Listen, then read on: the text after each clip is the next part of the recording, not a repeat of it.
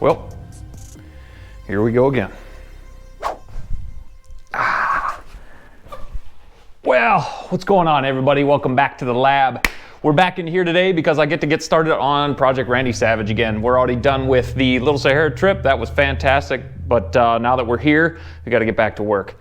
So today, really all I have to do is put a few things on, like steering stem, rear end. I can put the handlebars on. Really excited to get those on. Some hand guards, and then I can also install the axle and carrier. I can actually lock those things in. I'm still waiting on some hubs. They should be here tomorrow. Lone Star shipped them out. Thanks, guys.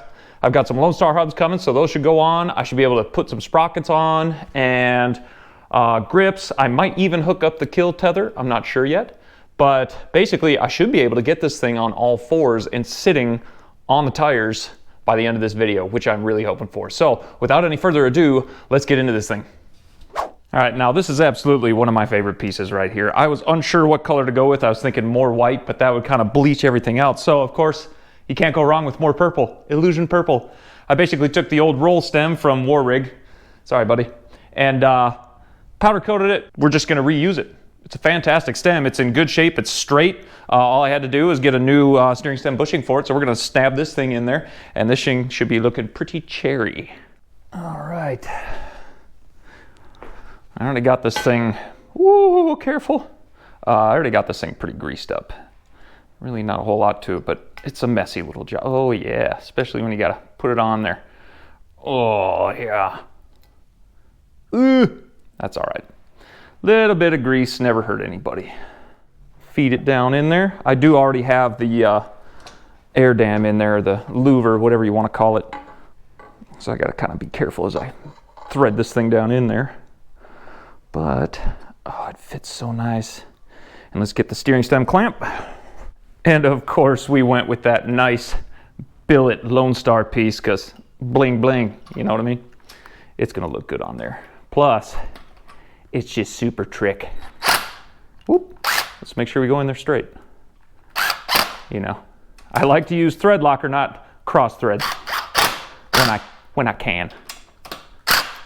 Cool. Man, that looks good.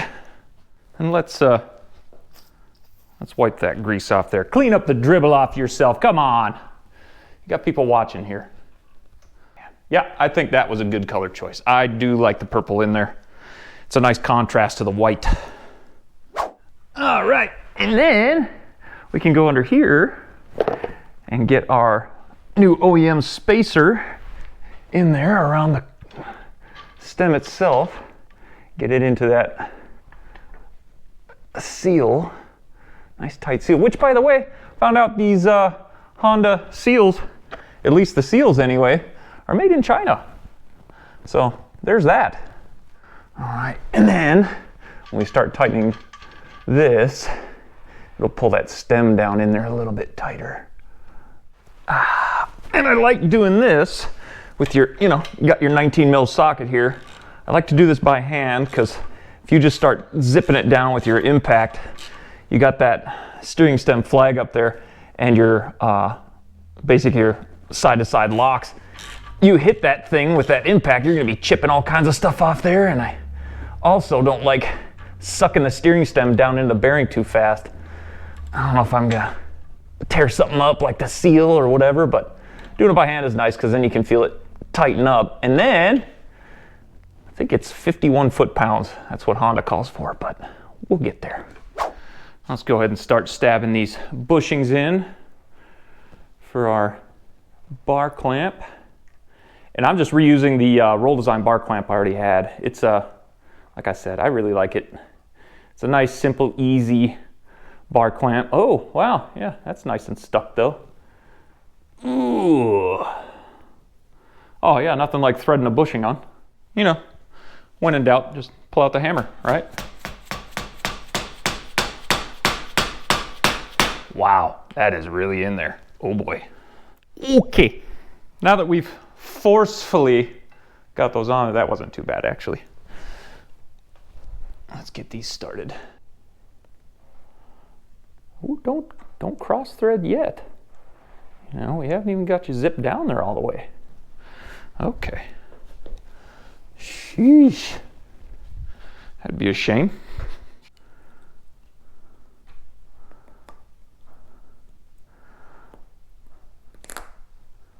There we go. Hey, at least we know everything's going to be nice and tight. Nice and tight.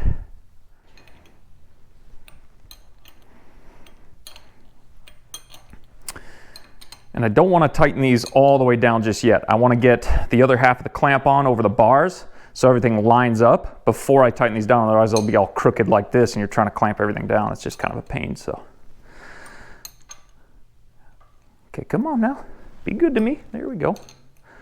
Just got to get it past the first wonky thread on there. I did have to mess with pounding the bolts out of these things a little bit, so I might have one or two messed up threads, but that's all right. We can work with that. It's going on there fairly easily. There. Okay, bar and clamp. And I decided to go with a hard bar again because, well, I like these Phoenix bars quite a bit. Actually, I went back to these. I had a set before and I ended up really liking them even more than the set of Renthals I had. So I'm gonna try these 90 millimeter bars. What that means is these 90 millimeters are a 90 millimeter rise. I had 80 millimeter before, but I'm gonna try these 90s. They're just a hair taller, and that's what I always felt like I needed, was just a slightly taller bar. So we're gonna go with these Phoenix 90 millimeter bars and see how they work out. I mean, the sweep on them and everything is super comfortable, so I think I'm gonna like them quite a bit. Plus, I mean, look at that. Roll design, Phoenix, Lone Star, it's pretty cool. Okay, I'll get these fairly centered, kind of where I want them. I mean, I can't really sit on it and get them just right yet, but I can get these set for now.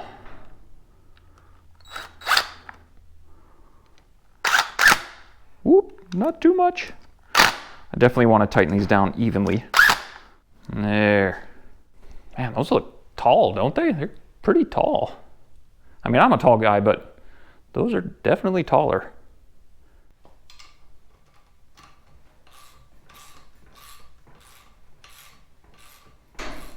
Yeah. Wind's blowing out there pretty hard. I think you guys can hear the garage door slamming every once in a while as the wind hits it. Yeah, there it goes again.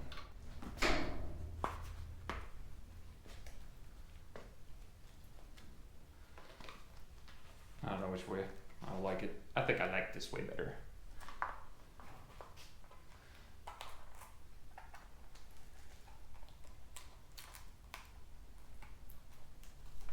And they have some pretty cool options for these bar pad covers. You guys tell I'm a Vikings fan? Huh? Huh? That is a good looking set of bars though.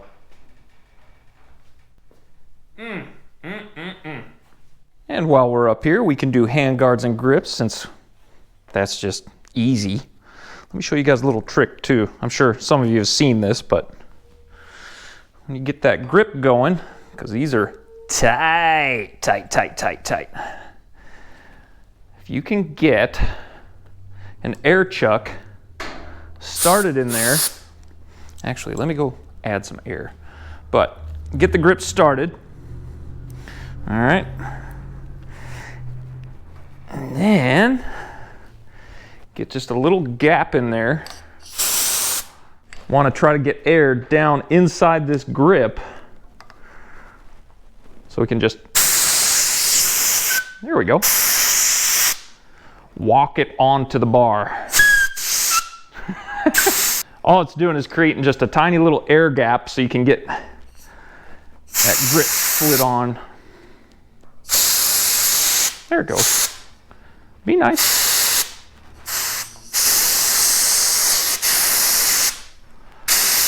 There she goes. Whoop, whoop. Almost there.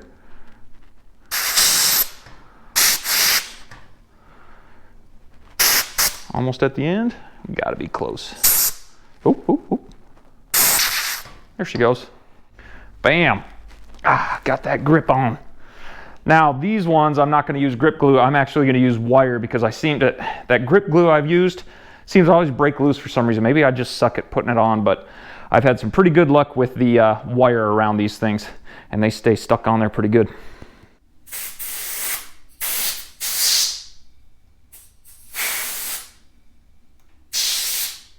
And of course,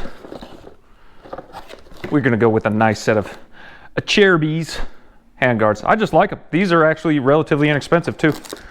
Light, and difference between these and most of these handguards is these ones, the mounting tab or bar, whatever, goes over the top of everything, so you can actually drop your levers down and not have to worry about running into that bar. Whenever that thing is mounted underneath the handlebars, you always run into that with your brakes. So these are going to be pretty nice addition up over everything, so I can actually drop my levers down, so when I'm standing I can actually reach down a little bit, which is always nice. Okay, let's get, that might be the wrong side there. Yep, that's the wrong side. There we go. Nope. I was right. Okay. I don't know why this is always annoying to do, but I'm trying to hold all these screws together and everything. I didn't really have to, but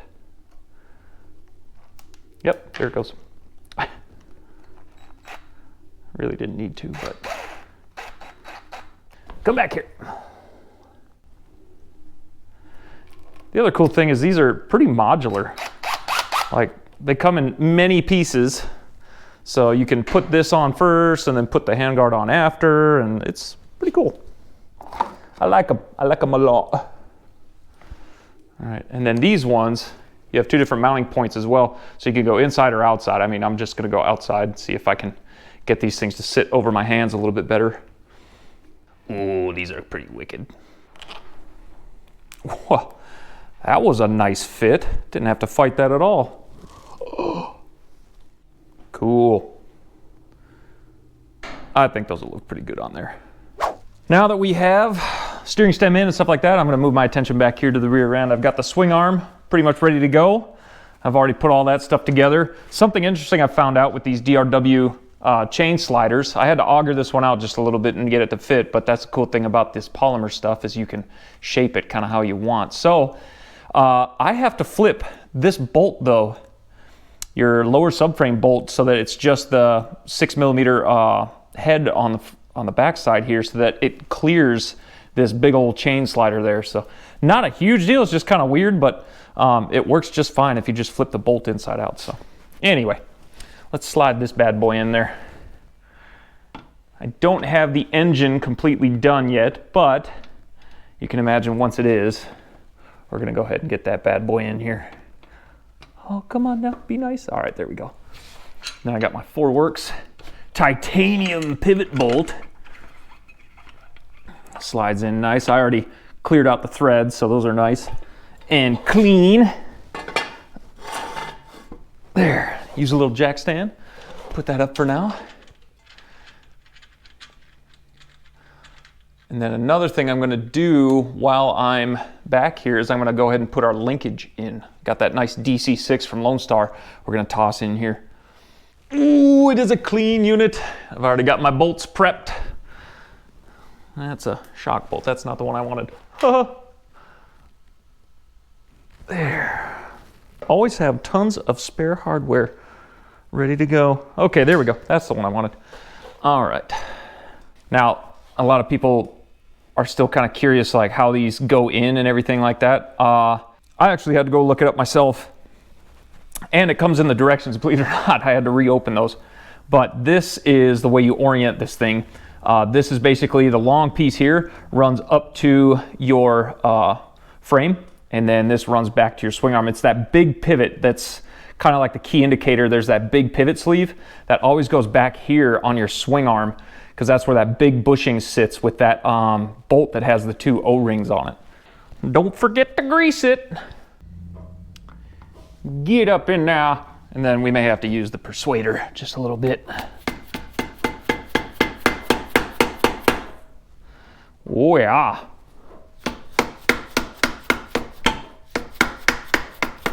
There she goes. All right, Let's make sure I can get the bolt through too. All right, and again, powder coat.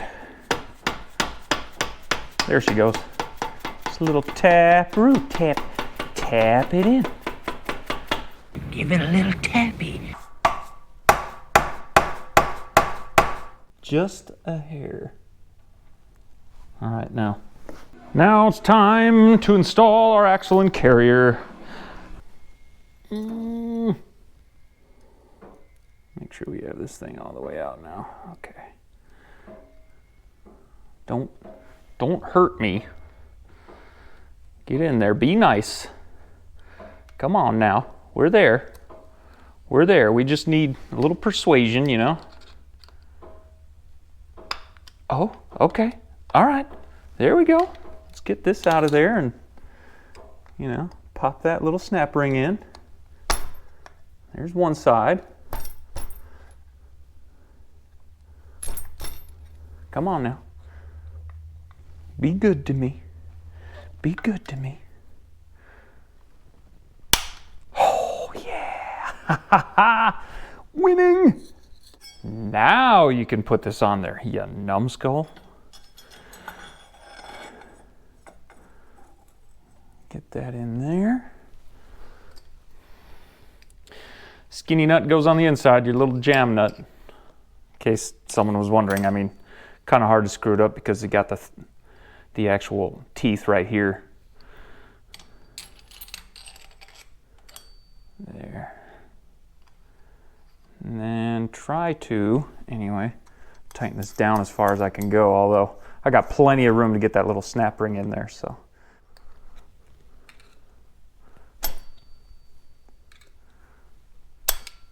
And there it is.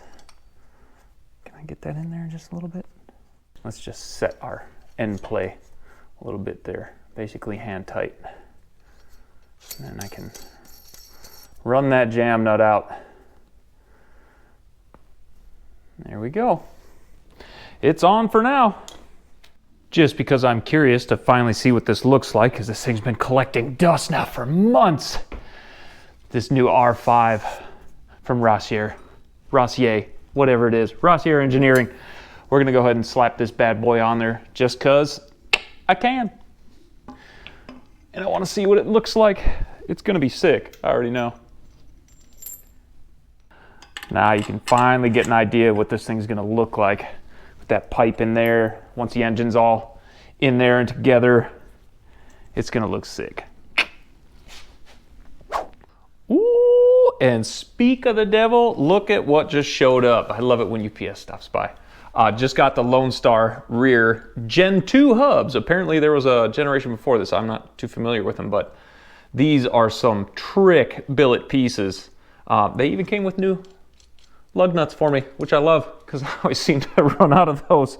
But these are interesting because they come with a bunch of different washers and spacers. So if you're running a full width axle, meaning you've got all your spacers on the inside of the hub and you're running these hubs all the way to the outside, they've got these little cone spacers first that go in because everything's recessed and it helps center the hub so everything's nice and centered. Probably helps also hold it nice and tight. But also these little washers that run on the outside of the hub. So this one right here has a smaller inner diameter than the other set because when you run this hub all the way out, I'll show you here in a second, I'll get this one on there. So when you run this hub all the way out, got all the spacers on the inside, and then there's your cone spacer. There's also one that goes against the inside of the axle because that's tapered, and this one fits there. All your spacers inside, you set this hub on the outside. The threads are a smaller diameter than the actual splines. So when you do this, get the washer on, then you can run your axle nut down. And that sits like that. But if you take this out and spacer, there we go. Let's say you take couple spacers out, or even just one, you're trying to run it in. I know some guys who run works races where they'll take a spacer out and run the hubs in just a little bit, and then put this on the outside. Oh, don't even need that. You get this other set of washers that have a larger inside diameter. So you see that, 2 different sizes. Take one of these bad boys. If I can get the bag open. Oh, I'm terrible at this. And this one fits over the splines. So there's actually a different diameter in there. And then you can run your spacer down and then run your nut down. Or vice versa, sorry. The washer should probably sit on the outside of that. But, bam. And that sits nice and tight now. Pretty cool. Thought that was awesome. So let's get these on there. I'm gonna run them back all the way to full width, and then I'll get some wheels and tires on the rear here, and I can finally set this thing on the ground. Yes! Before I put this thing on the ground though, I gotta get a rear shock in here, just so I can have something to stand it up against. I've got some struts that I made up front. I'll show you guys those in a minute, but just gonna toss a shock back here. No, this is not the shock I'm gonna run, obviously. I just gotta set this one back here to make sure I have something as a placeholder. Oh, please don't drop that again. Until I get my other shocks, and then we can toss those in there. So I'm just gonna throw a couple bolts in, and that's pretty much it. And now we can get these beautiful GPS wheels on here. Once again, PowderTech 2 coming in clutch with the Illusion purple and black. I freaking love this color combo. Yeah, that's gonna look good on there. So let me just go ahead and pop these on real quick. I did all the swearing and cussing at the powder coat earlier, so I already got that cleared up. You guys don't have to hear me whining about it.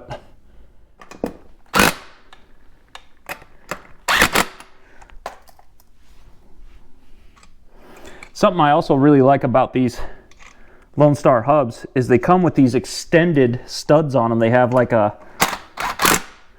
little stripped down extension to the stud, so it makes it easier to pop the wheels on quicker and then get your lug nuts on a little bit faster, which is pretty sweet actually. Oh, those are gonna look so good. Let's get the other one. This one I might have to force a little bit. I didn't get as much of the powder coat out. These dual bolt pattern wheels. There, give it a little persuasion, just a little persuasion. There, nice. Oh,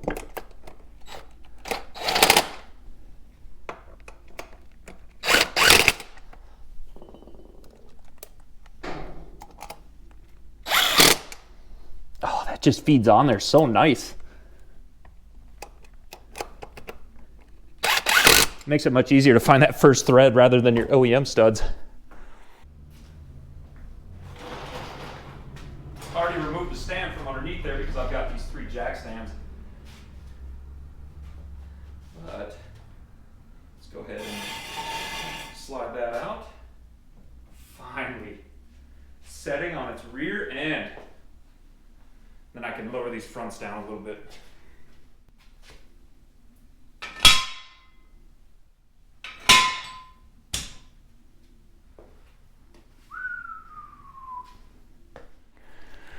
All right, let me show you guys what I was talking about, those front struts that I made. Basically, it was cheapest way I could think of to make like a shock or a strut real quick, just so I could set this thing down on all 4. So when I get the front hubs all done up and then set this thing on the tires, I don't have to worry about having a shock already here.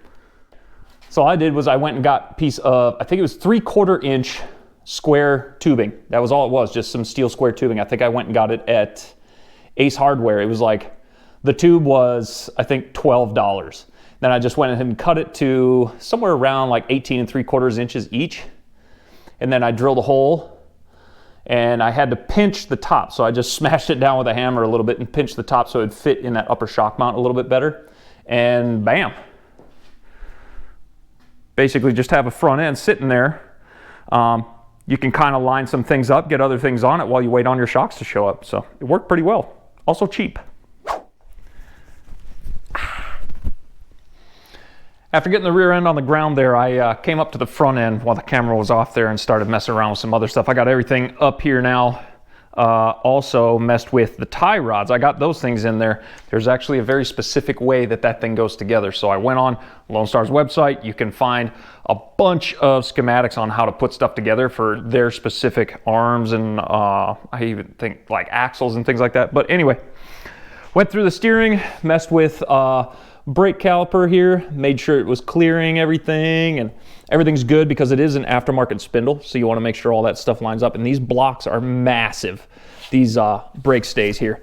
So I actually had to go in here and auger out a little bit of material just so that this little fork here that basically holds your brake line in place will clear and the whole brake can move like it's supposed to and clear everything. So I just augered out a little bit of aluminum to make sure everything cleared nice. It does.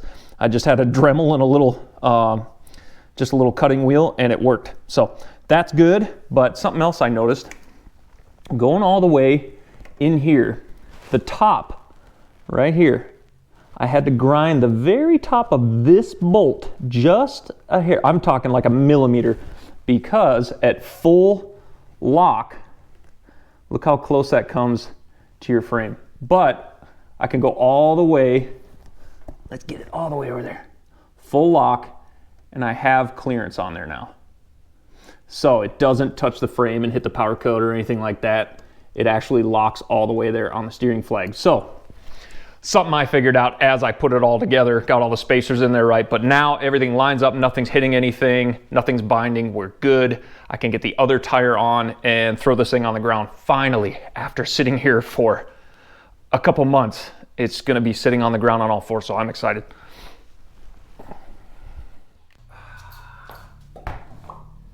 Big day, big day.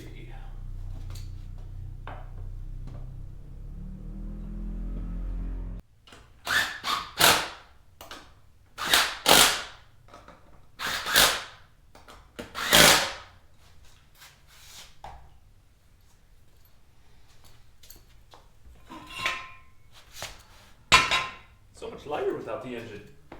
Imagine that. Yes. Yes, sir.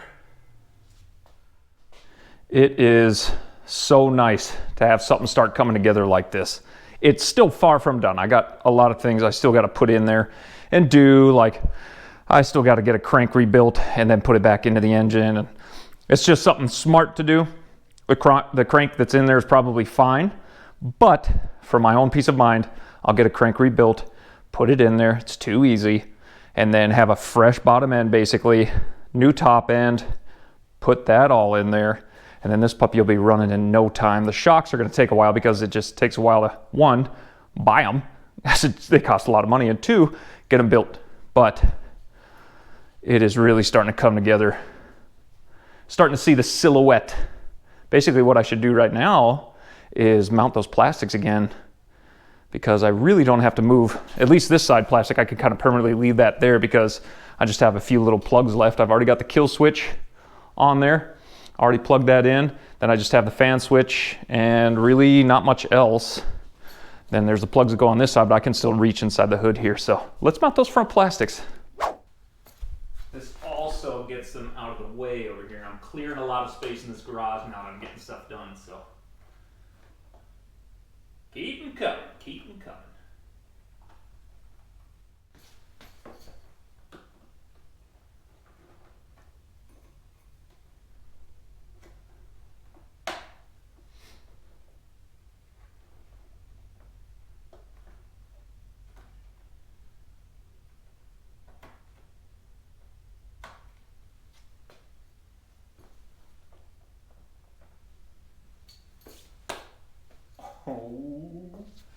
Almost there.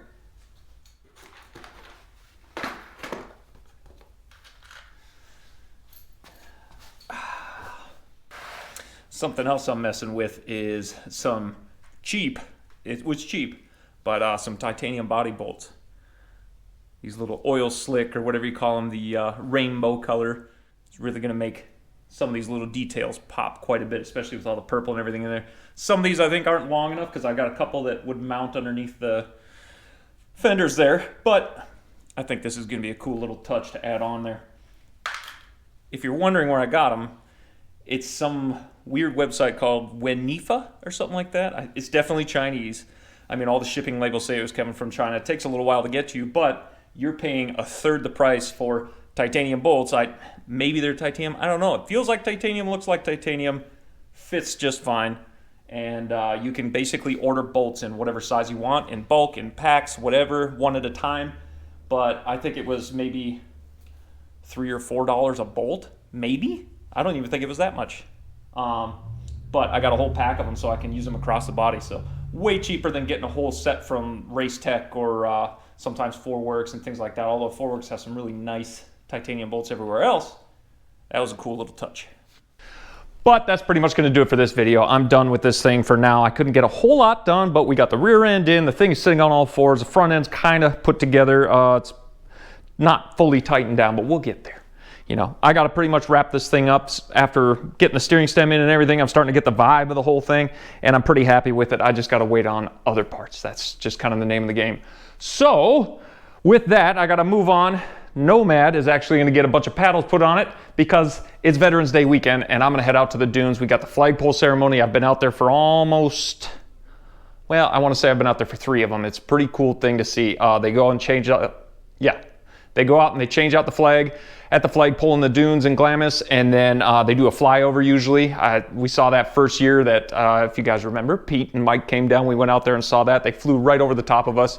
Really cool event. And then Sunday, I'm going to help Dune and Destroy and a bunch of other people out there. We're going to do a cleanup out in the dunes because Camp Razor also just happened. I didn't go this year, and it was a nut house. So a bunch of people, being trash, left a bunch of trash behind. So we're going to go out there and we're going to clean it up because we want clean dunes to be able to ride them. And if we keep trashing them like that, they're not going to be there forever, and nobody will be able to ride them anymore because BLM won't let us. So with that, I got to end this video, move on to Nomad, get that thing all paddled up, and then I'll be out there in the dunes, and you guys will catch that video the next week. So I'll see you guys next time.